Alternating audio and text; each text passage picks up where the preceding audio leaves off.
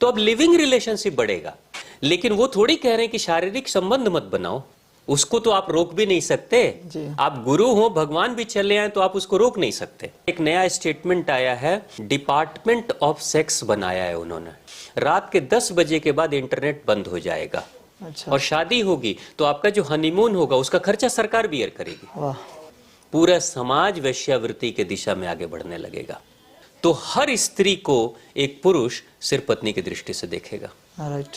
समाज के जो भी आध्यात्मिक गुरु जो इस तरह की चर्चाएं कर रहे हैं, बातें कर रहे हैं, वो ये भी देखें कि इसका दुष्परिणाम आने वाले वक्त में क्या होगा।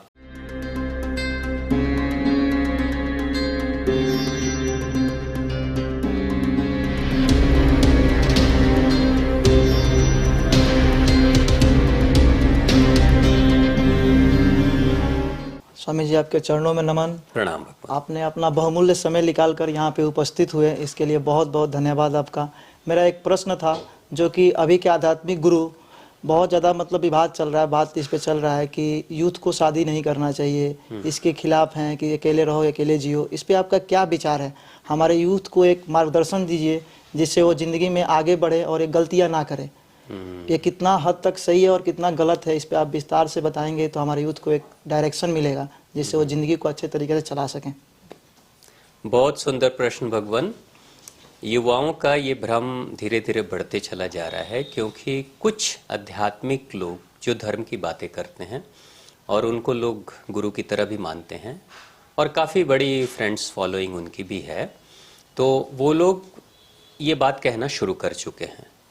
बेसिकली है क्या कि जो लोग भी इस तरह की बातें कर रहे हैं जी। आप अगर उनके थोड़े बैकग्राउंड में जाएंगे तो आपको लगेगा कि उनकी शिक्षा दीक्षा या उनकी सोच पाश्चात्य देशों से प्रभावित है। राइट। पश्चिम देशों से, राइट। यूरोपियन और अमेरिकन कंट्री से प्रभावित है। और उनकी दृष्टि में पाश्चात्य देश, यूरोप और अमेरिका के देश जो कर रहे हैं, जिस कल्चर को फॉलो कर रहे हैं, वही सबसे अच्छा है और सबसे उचित है। जी। और कुछ हद तक भारतीय सोच को वो पिछड़ा हुआ सोच समझते हैं। ठीक है। जबकि ये एक सच्चाई है कि धीरे धीरे पाश्चात्य देशों में भी, यूरोपियन और अमेरिकन कंट्रीज में भी, अब वहाँ के साइंटिस्ट, वहाँ के समाज सुधारक जब भारतीय पद्धति पर शोध कर रहे हैं तो धीरे धीरे वो मानने लगे हैं कि भारत के पुरानी जो चीजें हैं, भारत के पूर्वजों और ऋषि मुनियों ने जो कहा ग्रंथों में, वो सही है। जैसे एक छोटा एग्जाम्पल मैं आपको बताऊं, पश्चिम देशों में, यूरोपियन और अमेरिकन कंट्रीज में आप कहीं भी खाना खाने जाएंगे तो चम्मच आपको दिया जाएगा, फोर्क कांटे आपको दिया जाएगा, यानी चाकू छुरी और कांटे से इंसान खाना खाता है। यही है ना। और इसको माना गया हाइजेनिक है, ये बहुत अच्छा है। और इतने समय से उसी के कारण आज भारत में आप किसी भी बड़े 5 स्टार लेवल के होटल में चले जाइए, छोटे होटल में भी चले जाइए, तो कांटा, चम्मच, छुरी मिलता है। हाथ से खाना लोग अशुद्ध मानते हैं। ठीक है, हाइजेनिक नहीं है। जी। अभी लेटेस्ट रिसर्च आया, ये शायद अमेरिका या यूरोप से ही आया, कि अब वहां के वैज्ञानिक कह रहे हैं कि वही सही है जिसमें कि इंसान हाथ से खाता है। इन हाथ के फिंगर टिप्स पे आपके शरीर के जो वाइब्रेशन है, ऑरा है, यहां से निकलता है। राइट। तो भारत के मनीषी शुरू से कहते आ रहे हैं कि आप प्रणाम करो। जी। यानी कि आपकी जो ऊर्जा है, शिव की ऊर्जा राइट साइड में और शक्ति की ऊर्जा, मां भगवती की ऊर्जा लेफ्ट साइड में। जैसे ही प्रणाम करोगे, शिव और शक्ति का मिलन हो गया। राइट। तो आप प्रणाम व्यक्ति को नहीं कर रहे हो, उसके अंदर बैठे शिव शक्ति को आप हाथ जोड़कर प्रणाम, अपनी शक्ति को मिलाकर प्रणाम कर रहे हो। और उसको श्रद्धा देने के साथ साथ आप अपनी भी शक्ति को चैनलाइज्ड कर रहे हो। एक साथ, जैसे कि आप बिजली के प्लग में निगेटिव पॉजिटिव दोनों है ना। राइट। ठीक है, दोनों मिलता है तभी तो बल्ब चलती है ना, तभी तो बिजली की सप्लाई होती है। तो आप दोनों को जब मिलाते हैं तो आपकी बिजली की सप्लाई बढ़ जाती है। और उनको प्रणाम करके आपने खुशी तो दिया, श्रद्धा अर्पित तो किया, लेकिन साथ में आपकी शक्ति भी बढ़ गई। जी। तो यानी फिंगर टिप्स में शक्ति निकलती है यहां से बाहर। इसलिए भारत के लोगों ने मना किया, हैंडशेक नहीं करना चाहिए, हाथ नहीं मिलाना चाहिए, क्योंकि उनकी ऊर्जा मेरे में, मेरी ऊर्जा उनमें चली जाएगी।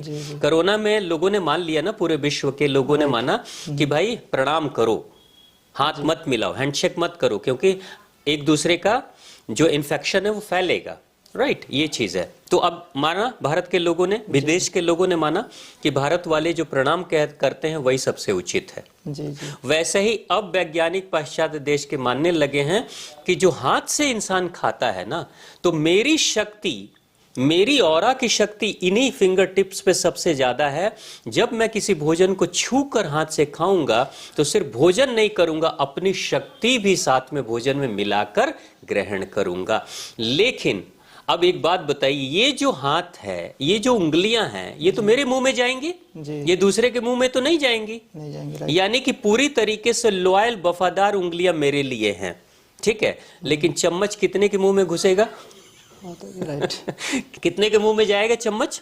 कांटा कितने के मुंह में जाएगा? तो बताओ ये ज्यादा हाइजीनिक आपके हाथ हैं कि चम्मच हैं? हाँ। जो कि दिन भर में 50 लोगों के मुंह में वो जा रहा है, भले आप धो रहे हैं लेकिन फिर भी जा तो रहा है ना, वो हाइजीनिक झूठा है ना वो, राइट। लेकिन आपके हाथ तो नहीं। तो देखो पाश्चात्य देश को लोगों ने अब मानना शुरू कर दिया कि भारत के जो पुराने लोग कहते हैं कि हाथ से खाओ, अब वो उन्होंने भी कहना शुरू कर दिया कि हाथ से हाथ खाओ, से खाओ, राइट। राइट। अब क्या है, पाश्चात्य देश के लोग कहते हैं स्वेच्छा, एकदम कहते हैं स्वतंत्र विचारधारा। हाँ न माँ, न बाप, न घर, न परिवार, न समाज, न ज्वाइंट फैमिली, कुछ सब कुछ छोड़ो, न्यूक्लियर फैमिली में रहो, छोटा परिवार रखो, अपने बारे में सोचो और अपनी खुशी के बारे में बस सोचो, ठीक है। तो उन्होंने विवाह का विरोध किया, बोला विवाह जैसी चीजें, समाज की जैसी चीजें के बारे में कोई वास्ता रखने की जरूरत नहीं है। भारत के लोगों ने यह रटना शुरू कर दिया। अब देखिए क्या होता है, विवाह नहीं करेंगे। अगर आप किसी युवा को कहते विवाह मत करो, तो विवाह युवा नहीं करेगा। चलो अकेले रहना है, एंजॉय करना है ना लाइफ को, जी वो कहेगा ना कि अकेले लाइफ को एंजॉय करो। कैसे एंजॉय करोगे? कुछ बढ़िया खा लोगे जी तो जीभ को खुशी मिलेगी, कुछ अच्छा देख लोगे तो आंख को खुशी मिलेगी, कुछ अच्छा सुन लोगे तो कान को खुशी मिलेगी, है कि नहीं। लेकिन सबसे बड़ी जो खुशी होती है, जिसके लिए इंसान पागल होता है, वो शारीरिक सुख होता है, राइट। ठीक है, फिजिकल रिलेशनशिप। हाँ तो वो खुशी भी तो चाहिए आपको, जी बायोलॉजिकल नीड है, हाँ वो बायोलॉजी है, वो बायोलॉजिकल नीड है, वो चाहिए आपको किसी भी हालत में। Right. जब आपकी उम्र 15, 16, 17 से ऊपर हो जाती है, स्त्री या पुरुष है, तो वो शरीर की ऑटोमेटिक प्रकृति ही उन शक्तियों को जगा देती है, मूलाधार को एक्टिवेट कर देती है, जिसके कारण से एक स्त्री को पुरुष और एक पुरुष को स्त्री चाहिए, जी ठीक है। तो अब बायोलॉजिकल नीड को कम से कम 50-60 साल की उम्र तक तो आप नहीं कंट्रोल कर पाएंगे, आप नेचर के खिलाफ नहीं जा सकते, राइट। तो क्या करेंगे उस समय? अगर आप विवाह नहीं करेंगे तो आप समाज में ढूंढेंगे, राइट, गलत चीजों के आप समाज में स्त्रियां पुरुषों को ढूंढेंगी, पुरुष स्त्री को ढूंढेंगे। उससे क्या होगा? व्यभिचार समाज में बढ़ेगा। शादी नहीं कर रहे हैं, गलत विचारधारा भी, अगर शादी कर लेंगे तो एक पार्टनर आपको मिल गया, राइट। आपको बाहर कहीं जाने की जरूरत नहीं, आपकी जो भी शारीरिक नीड है वो पूरी हो जाएगी। लेकिन अगर शादी नहीं करेंगे तो कोई निश्चित नहीं है, तो अनेकों को ढूंढेंगे, जी अनेकों के ऊपर आप ट्राई करेंगे। उससे क्या होगा? समाज में व्यभिचार बढ़ना शुरू हो जाएगा, सारे के सारे लोग करप्ट हो जाएंगे। अब उससे प्रमोशन क्या होगा? शादी, जैसे ही किसी गुरु ने कहा शादी मत करो, तो अब लिविंग रिलेशनशिप बढ़ेगा। जी जी राइट। शादी नहीं करेंगे ठीक है, लेकिन वो थोड़ी कह रहे हैं कि शारीरिक संबंध मत बनाओ, उसको तो आप रोक भी नहीं सकते। जी। आप गुरु हो, भगवान भी चले आए तो आप उसको रोक नहीं सकते, वो तो इंसान की प्रवृत्ति है और सबसे प्रबल प्रवृत्ति है, उसको आप नहीं रोक सकते। तो शारीरिक संबंध तो बनाएगा, स्थापित तो करेगा। करेगा कैसे? शादी तो करेगा नहीं तो लिविंग रिलेशनशिप में करेगा। आज भारत के भी बड़े बड़े मेट्रो सिटीज में देखिए, लिविंग रिलेशनशिप का कॉन्सेप्ट बहुत तेजी से बढ़ रहा है, Right. बहुत तेजी से सारी चीजें बढ़ रही हैं। तो लिविंग रिलेशनशिप में होगा क्या? दोनों लोग शारीरिक सुख प्राप्त करेंगे, लेकिन संतान उत्पत्ति नहीं होगी, जी क्योंकि वो बोझ है, हो जाए, उनको बोझ की तरह मानते हैं। संतान उत्पत्ति मत करो, लाइफ को एंजॉय करते रहो। 10 साल, 20 साल, 30 साल एंजॉय करेंगे। एक समय जब आपकी उम्र ढलने लगेगी, जब आप 40 प्लस के हो जाएंगे, 50 प्लस के हो जाएंगे, तो आप चाहेंगे कि मेरे बुढ़ापे का सहारा भी मुझे चाहिए, बुढ़ापे का सहारा चाहिए। तो बुढ़ापे के सहारा के लिए आप क्या करेंगे? आप कहेंगे हम कहीं से बच्चा गोद ले लेंगे, ऐसा लोग कहते हैं। स्त्री और पुरुष कहते हैं अरे कोई बात नहीं, बुढ़ापे में एक बच्चा गोद ले लेंगे। अब एक बात बताइए, उस बच्चे को जो आपने गोद लिया, उसमें आपका कोई योगदान है? आपका कोई योगदान तो नहीं है, नहीं है। तो वो बच्चा तो समाज से आया।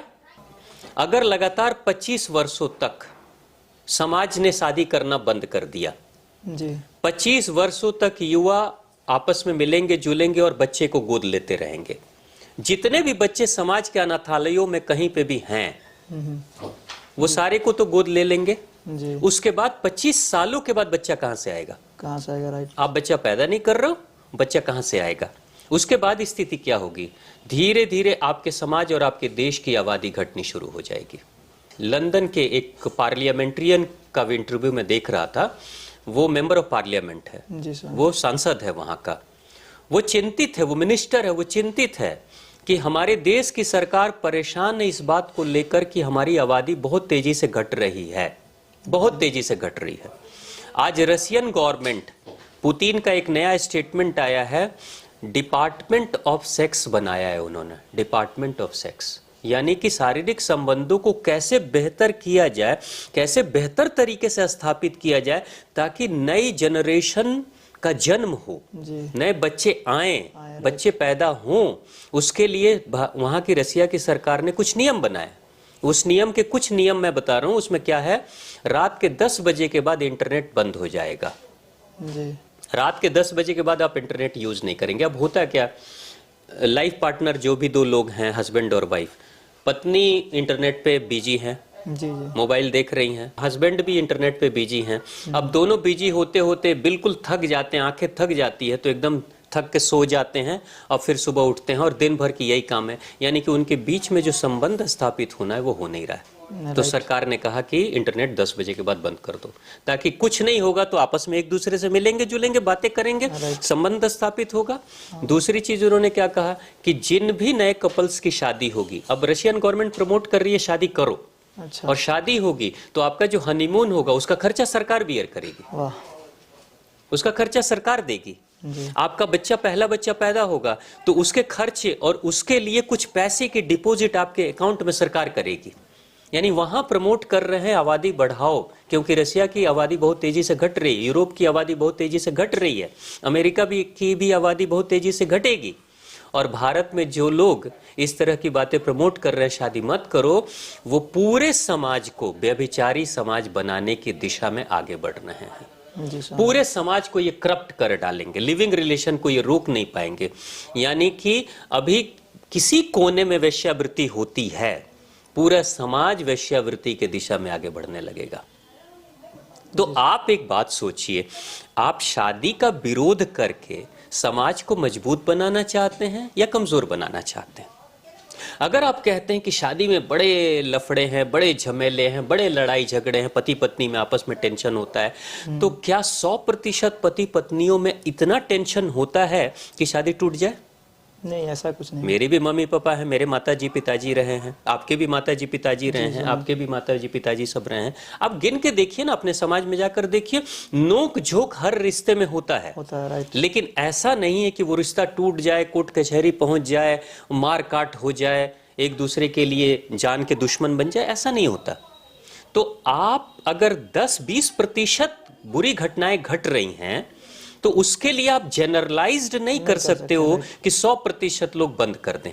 जी सर। अगर ऐसी बात है कि शादी में टेंशन बहुत है, आपस में लड़ाई झगड़े बहुत हैं, तो एक बात बताइए कि भारत में या विश्व का कोई आध्यात्मिक गुरु किसी भी धर्म पंथ और संप्रदाय का है, किसी भी धर्म पंथ संप्रदाय, क्या उसमें बुराई नहीं है? गुरुओं की भी शिकायत होती है कि नहीं? होती है। तो अगर 2-4 की शिकायत हो जाए तो आपको यह भी तो कहना चाहिए तुम सारे गुरुओं को छोड़ दो, किसी का मार्गदर्शन मत ग्रहण करो, कोई जरूरत नहीं है, सबको त्याग दो। भाई पूरे समाज के किसी भी विभाग में, किसी भी वर्ग में 100% अच्छाई हो और बिल्कुल बुराई ना हो, ऐसा नहीं हो सकता। जी स्वामी जी। ठीक है, तो कम से कम मैं तो यही अपील करूंगा कि समाज के जो भी आध्यात्मिक गुरु जो इस तरह की चर्चाएं कर रहे हैं, बातें कर रहे हैं, वो ये भी देखें कि इसका दुष्परिणाम आने वाले वक्त में क्या होगा। जी। जिसको यूरोप अमेरिका झेल रहा है, रसिया झेल रहा है, आबादी घट जाएगी, आप कहां से आबादी लेकर आएंगे? जी स्वामी जी। आपका देश बर्बाद हो जाएगा, बिल्डिंगें खड़ी रह जाएंगी, बैंक में पैसे पड़े रह जाएंगे, लोग ही नहीं रहेंगे। जिस देश में लोग नहीं रहे उस देश का क्या होगा? और जिस देश की युवा करप्ट हो जाएगी, बेविचारी हो जाएगी। भारत में है ना, एक स्त्री को किस दृष्टि से देखते हैं हम? बेटी की दृष्टि से भी देखते हैं, बहन की भी दृष्टि से देखते हैं, पत्नी की भी दृष्टि से देखते हैं। ये 3 दृष्टि भारत में है। लेकिन अगर शादी नहीं करेंगे तो हर स्त्री को एक पुरुष सिर्फ पत्नी की दृष्टि से देखेगा, राइट। क्योंकि उसकी जो बायोलॉजिकल नीड है, अंदर की जो शारीरिक जरूरतें हैं, उसको पूरी करने के लिए वो भूखा है और हर जगह हर भोजन को वो अपना ही भोजन समझेगा। राइट।